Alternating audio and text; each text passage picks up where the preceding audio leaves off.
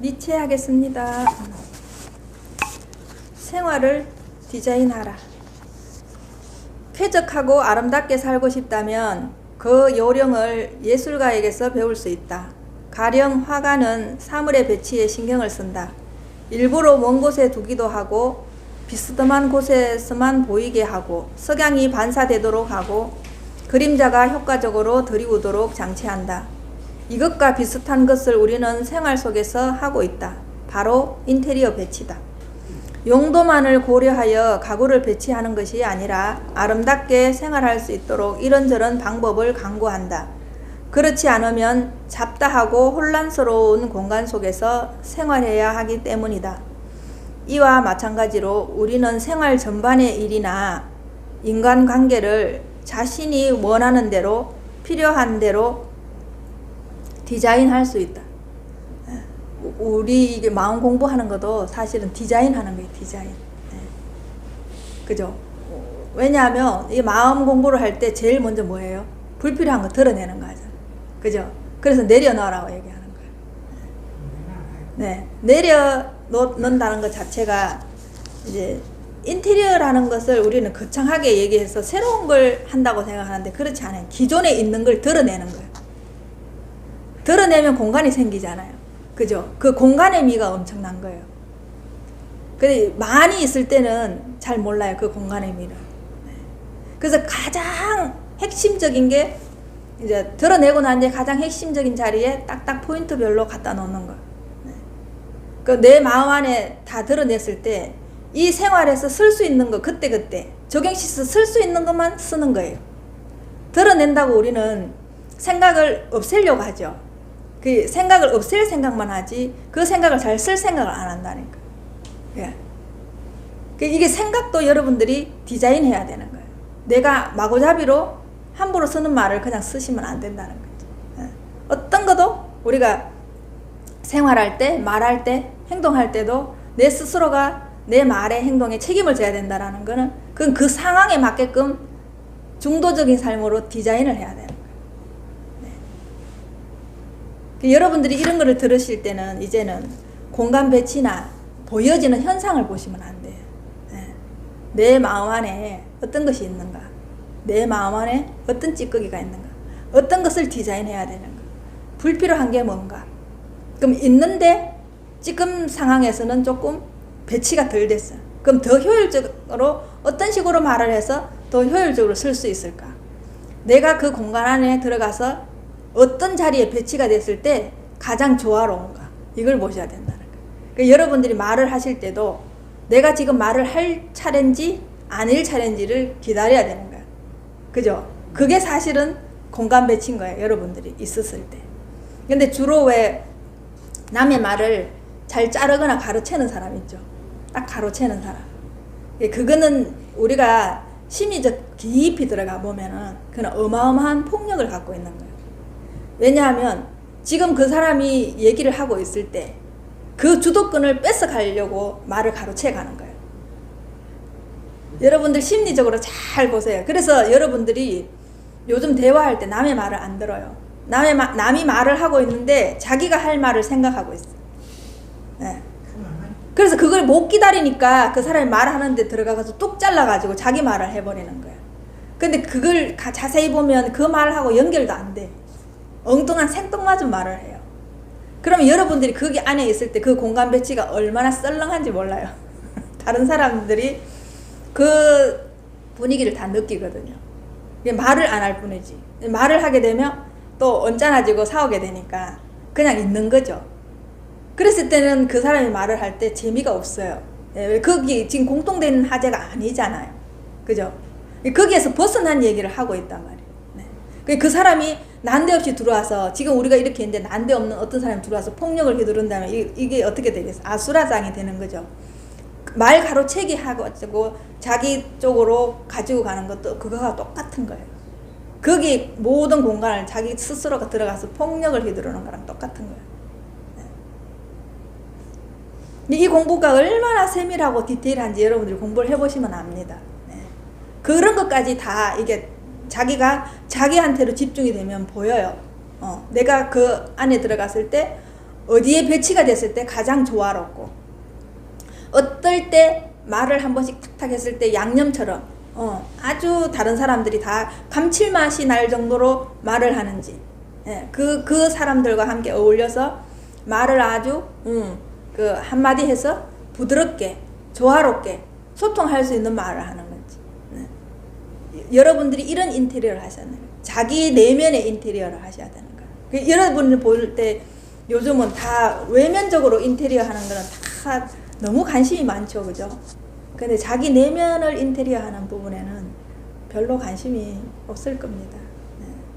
지금 왜 이렇게 사회가 흉흉하고 특히 우리나라는 돌이킬 수 없는 일이 벌어졌죠, 그죠? 그게 제일 먼저가 뭘까요? 소통이 안 돼서 그렇잖아요, 그죠? 공감이 안 돼서 그렇잖아요. 이거는 가장 간단한 이치예요. 가장 간단한 일인데 공감이 안 되면 이렇게 어마어마한 일이 벌어져 버려요. 우린 공감 누구나 다 할 수 있지. 그래, 공감 쉽지. 근데 직접 내 생활 안에서 내가 진짜 타인을 생각하면서 나를 생각하면서 서로 맞춰가면서 공감한다는 거는 엄청나게 어렵다는 걸 우리한테 지금 보여주고 있는 거예요. 이 사회 전체에 그 공감이 얼마나 어렵다는 걸 우리한테 보여주고 있는 거예요. 기후변화, 뭐 사람이 살아가는 건 지금 경제, 사회, 문화, 살림살이 다 어렵다고 하죠. 지금 뭐 세계적으로 대공황이 온다 하는데 그게 뭐 때문에 그럴까요? 자원이 부족해서 아닙니다. 소통의 부재가 이만큼 어렵게 우리를 만들어 가고 있어요. 과연 그러면 나는 나와 소통을 잘하고 있는가? 내 내면과 소통을 잘하고 있는가? 여러분 한번 보시라고. 여러분들은 자꾸 다른 사람이 소통이 안 된다고 생각하는데 나를 봐야 돼요. 나는 과연 나와 지금 소통을 잘하고 있는가? 내가 나한테 폭력을 휘두르고 있는 건 아닌가? 내가 나한테 강압적이지는 않은가? 이걸 보셔야 된다는 거예요. 지금 현대에서는 말이 어떻게 보면 의술에 가까워요. 의술에. 말이. 말이 여러분들한테는 이 시대는 최고의 의술이고 최고의 약이에요. 그죠? 우울한 사람한테 그 사람한테 맞게끔 여러분들이 잘 들어주고 공감해주면 그 사람 약이 필요 없어요. 병원에 의술이 필요 없어요. 근데 여러분들 가정에도 다 보면 뭐 때문에 다들 힘들어해요. 사람들 말 때문에 힘들어 하잖아요. 그죠? 여러분들이 폭력을 휘두를 수도 있고 약을 줄 수도 있어요. 근데 주로 약 주는 거는 힘들고 폭력하는 건 너무 쉽거든요. 그게 왜냐하면 여러분 안에 내면의 디자인이 인테리어가 안 됐기 때문에 폭력은 그냥 마구잡이로 하기 때문에 쉽고, 인테리어는 거기에 맞게끔 배치를 해야 되고 중도적인 삶을 살았을 때 그게 나오기 때문에 약이 되기가 그렇게 어려운 거예요. 그래서 요즘 현대에서는 효도하기도요 더 쉽고 사람들하고 소통하기 좋은 일을 하긴 정말 쉬워요. 말 잘하면 되니까. 진심으로 말 잘하면 되니까요. 근데 그 진심으로 말 잘하기가 그렇게 어려운 거예요. 여러분 안에 내면에 어떤 말이 살아있는지를 봐야 그 내면에 있는 말이 나오겠죠. 근데 내면에 안에 들어있는 말의 배치가 엉망진창이야. 근데 말이 예쁜 말이 나오겠어요? 안 나오는 거예요. 이건 뭐예요? 여러분 생활 전반에 습관적으로 그 약이 되는 말이 들어가 있어야 되는 거예요. 의술이 되는 말이 들어가 있어야 되는 거예요. 그죠? 그래야지 거기에 있는데 적절하게 쓸 때 가구 배치를 하듯이 적절하게 그 사람한테 말이 나오겠죠. 기본적으로 그게 안 되기 때문에 안 되는 거예요.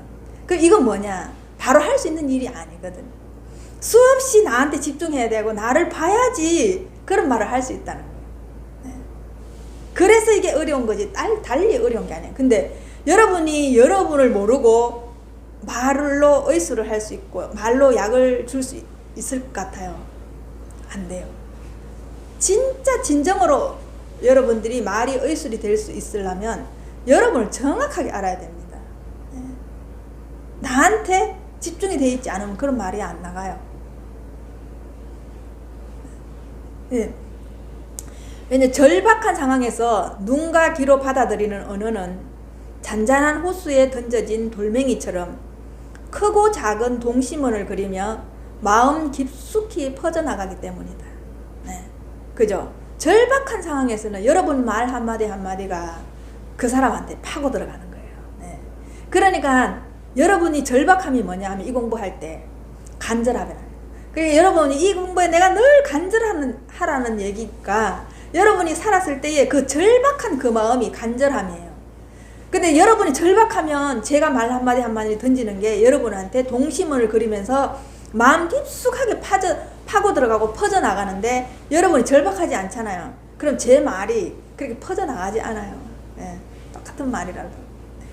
그 결국은 뭐냐, 내가 열려 있어야 되고 내한테 집중이 되어 있을 때 누군가가 말을 한마디를 할 때 그게 동심원이 돼서 퍼져나간다는 거예요. 근데 그 여러분의 그 절박함이 없으면, 간절함이 없으면 안 되는 거예요. 네. 이것 또한 여러분한테 집중이 되어 있어야지 될 수 있는 거예요. 네. 그래서 우리는 진정한 사랑은 상대가 원하는 걸 해주는 게 사랑이라고 생각하죠. 근데 사실 남편이 원하는 걸 해줬을 때 그 사랑이 오래 가던가요?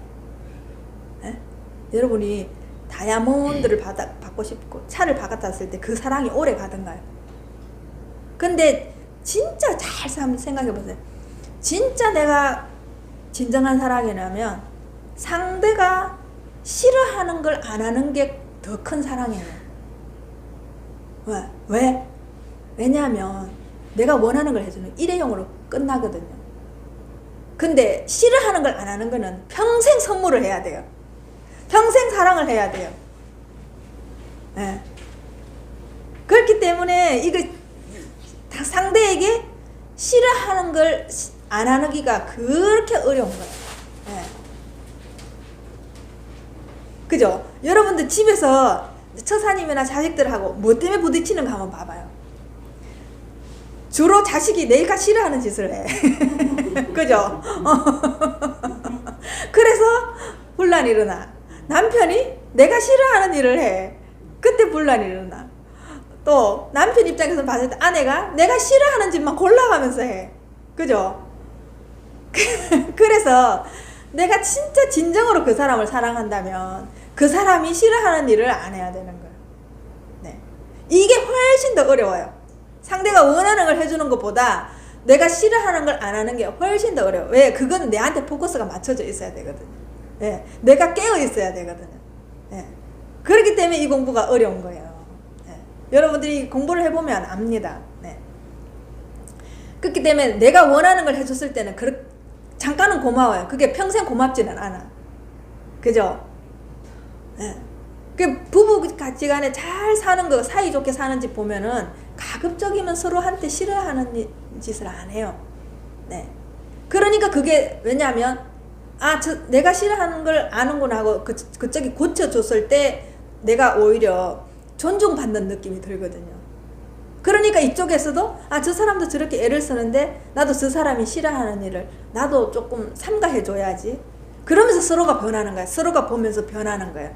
그쪽이 싫어하는 일을 안 하면서 자기가 존중받는 느낌이 드니까 자기도 그 사람을 존중하는 거야. 그럼 또 그 사람도 내가 이만큼 싫어하는데 내 아내가 내가 싫어하는 일을 안 하는구나. 거기에서 자기가 어떤 부분에 대접을 받는다는 생각하니까 또 아내한테 더 잘하겠죠. 이래서 서로가 이렇게 사이좋게 한 발짝 한 발짝 서로 이제 한 계단씩 올라가는 거지. 예.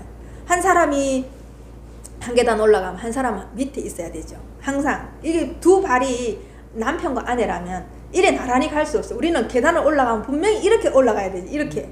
그죠? 네네. 그랬을 때 남편이 위에 있는지 내가 아래에 있는지 또 내가 위에 있는지 남편이 아래에 있는지 서로가 잘 보살피면서 봐야지 균형을 이뤄야 되잖아요. 그죠? 발이 떨어졌을 때 그 오른발 왼발의 균형이 잘 맞아야지 내가 계단을 잘 올라갈 수 있잖아요. 그죠? 근데 계속 나만 계단을 이 발만 올라간다고 생각하면 이거 어떻게 되겠어요? 안 되는 거예요. 근데 내가 마치 여기 있을 때 남편한테 진다는 느낌이 드는 거야. 그럼 억울해 죽어요. 그죠? 내가 왜 희생해야 돼? 내가 왜 죽어야 돼? 이것 때문에 괴로운 거야, 모사님들이. 그죠? 또 남편은 마찬가지야. 내가 평생 벌어서 처자식 봉행했는데 내가 왜 밑에 있어야 돼? 내가 당연히 위에 있어야지. 이러면은 걸음이 걸어지겠어요? 어떻게 돼? 걸음이 걸어지지 않잖아요, 보살님. 그죠? 이 너무나 당연한 이치인데 여러분들이 삶에 적용이 안 된다는 거야. 언제나 내가 이기고 싶은 거야. 그죠? 남편한테는 언제나 내가 이기고 싶고 아내한테는 언제나 내가 이기고 싶은 거야. 그 마음이 들어가 가지고 있으면 여러분들이 나도 행복하지 않고 타인도 행복하지 않아요. 내가 행복할 때 타인도 행복해요. 그 일상에 여러분들이 자꾸만 자세히 내가 눈앞을 보라고 얘기하잖아요. 그거는 여러분이 생각이 많잖아요. 생각의 틈을 만들기 위해서 그런 거예요. 네. 생각이 없는 자리를 만들기 위해서 자세히 보라고.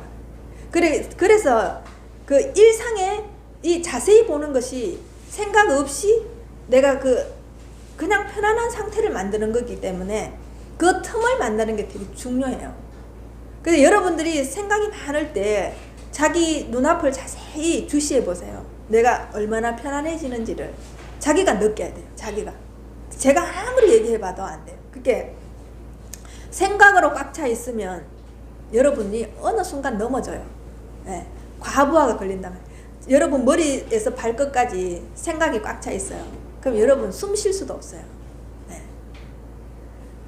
생각이 어느 정도 떨어져 나갈 때 여러분이 가장 편안하다는 걸 알아요. 그걸 여러분들이 눈앞을 보시면서 여러분이 자기 스스로가 직감하셔야 돼요.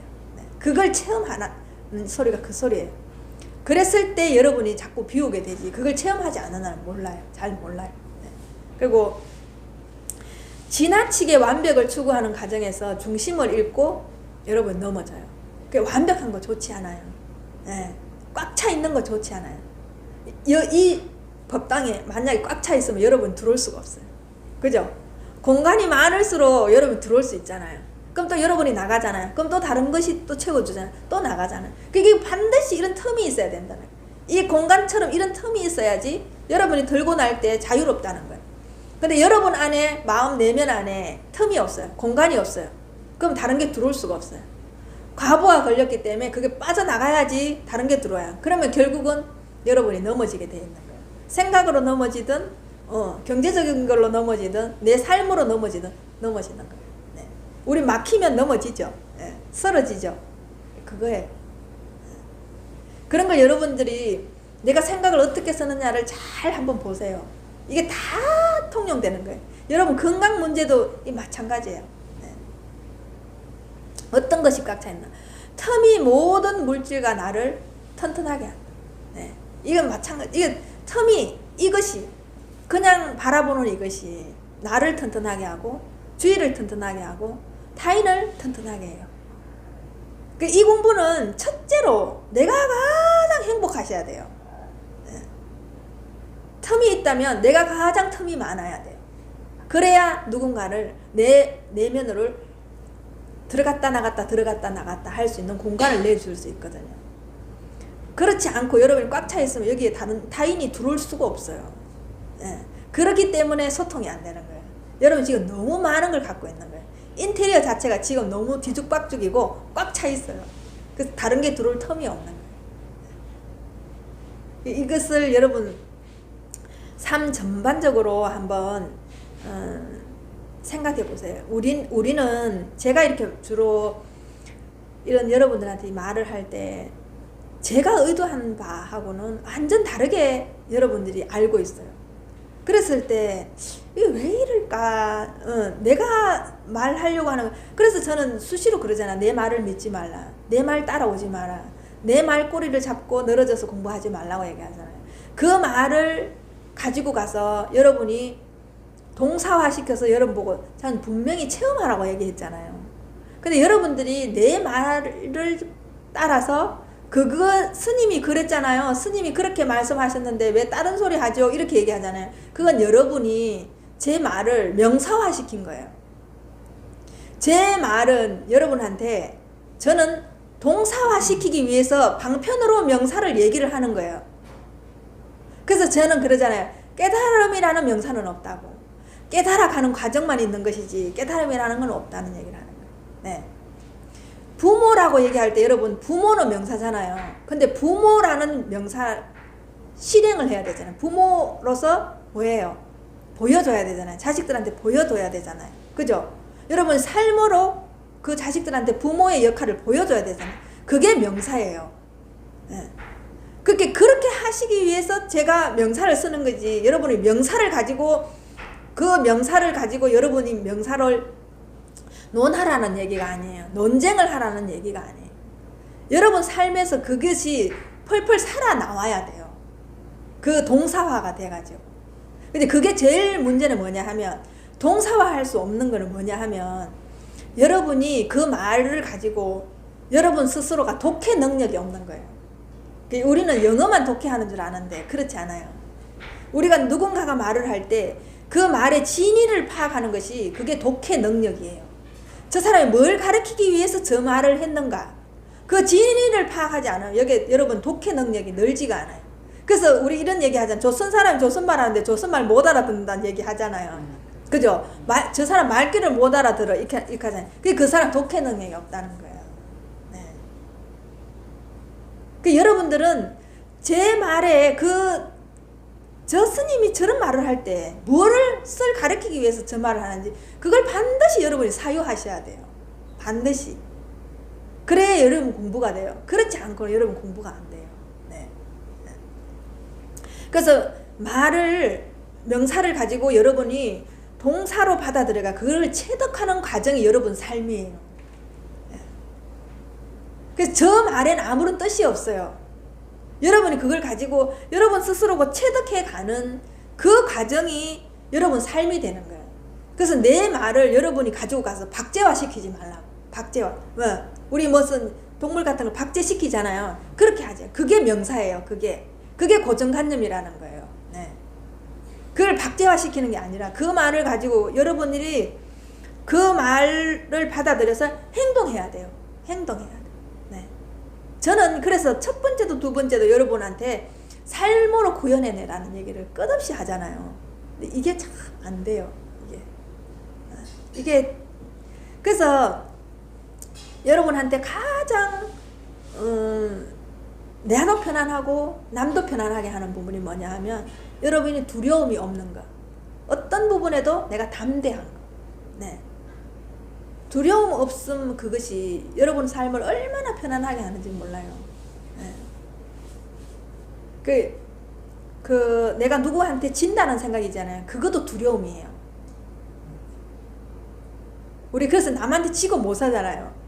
그러니까 자꾸 말 가로채기를 하는 거예요. 왜냐하면 저 사람을 이기고 싶다는 말이 있거든. 그리고 내가 말하면 저 사람보다 낫다라는 말 하고 있기 때문에 말을 하려고 하는 거예요. 근데 이게 전체적인 맥락에서 통으로 보면 말하는 사람보다 말을 듣고 있는 사람이 훨씬 더 이기는 사람이에요. 네. 말을 듣고 있는 사람이 훨씬 성자예요. 네. 그래서 듣는 사람이 훨씬 많이 배우고 훨씬 이 공간을 더 많이 차지할 수 있어요. 말하는 사람보다. 그래서 여러분의 그 두려움 없는 담대함과 따뜻함만이 나를 고칠 수 있고 타인을 고칠 수 있어요. 내가 누군가를 고치려고 한다? 택도 없는 소리예요. 여러분이 먼저 고치면 그죠? 여러분이 차갑다면 여러분이 먼저 따뜻해지면 내 옆으로 그 따뜻함을 이 손을 쬐기 위해서 내 옆으로 와요. 근데 내가 차가운데 내 옆에 사람이 올까요? 거기 가면 서늘한데 이 겨울에 서늘한데 누가 내 옆에 오겠어요? 안 와요. 그러니까 여러분이 사람을 고칠 생각하지 마시고 여러분이 먼저 따뜻해지시면 돼요. 네. 여러분이 먼저 고치시면 돼요. 그러면 나를 보고 다른 사람은 그냥 따라와요. 그냥 저절로 고쳐요. 왜? 내가 늘 두려움 없이 따뜻하게 지내면 왠지 모르게 그 사람이 따뜻한 부분이 부럽거든요. 그렇게 하고 싶거든요. 그러니까 물어요. 그때 물어요. 그 사람이 어떻게 하면 그렇게 따뜻하게 지낼 수 있고 어떻게 하면 그렇게 두려움 없이 담대하게 살 수 있는지 물어요. 그때 여러분이 아는 것만큼 충실하게 얘기해 주면 돼요. 가르침이라면 그게 가르침인 거지. 여러분이 가르치려고 해서 가르쳐지는 게 아니에요. 자식도 부모도 남편도. 네. 여러분이 그래서 하나부터 열까지 이거는 삶으로 표현해내야 돼요. 이 공부가 그래서 어렵지 다른 게 어려운 게 아니에요. 이 미움이나 정오는 자기 스스로 자기를 학대하는 거예요. 이걸 여러분이 반드시 아셔야 됩니다. 네. 시기 질투도 정오나 마찬가지예요. 정오나 시기 질투나 학대는 차가움이에요. 따뜻함이 아니에요. 네.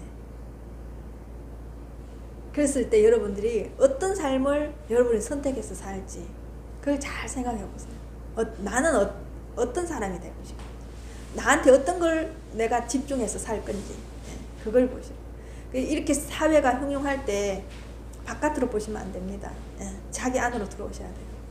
자기 안으로 들어서 나한테 폭력적인 게 뭔가, 나한테 누군가와 공감되지 않은 게 뭔가, 소통되지 않은 게 뭔가, 누군가를 질타하기 전에 내가 나한테 질타하고 있는 건 뭔가, 왜 질타하는가 보셔야 되는 거야. 자기가 자기를 왜 질타하는지 보셔야 되는 거야. 마음에 안 드는 부분이 뭔지.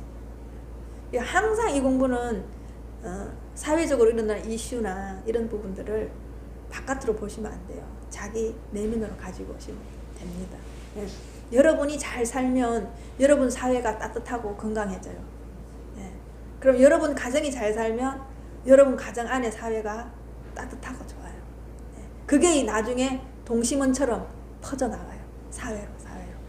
그래서 각자 한 사람 한 사람이 되게 굉장히 이런 시기에 더 중요합니다. 내 한 사람이 변화한다고 뭔 좋은 일이 있겠어? 참말에 그렇지 않습니다. 그렇지 않습니다. 여러분 한 사람이 세계고 우주이기 때문에 여러분이 변하면 다 변하게 돼 있어요. 수고하셨습니다. 감사합니다.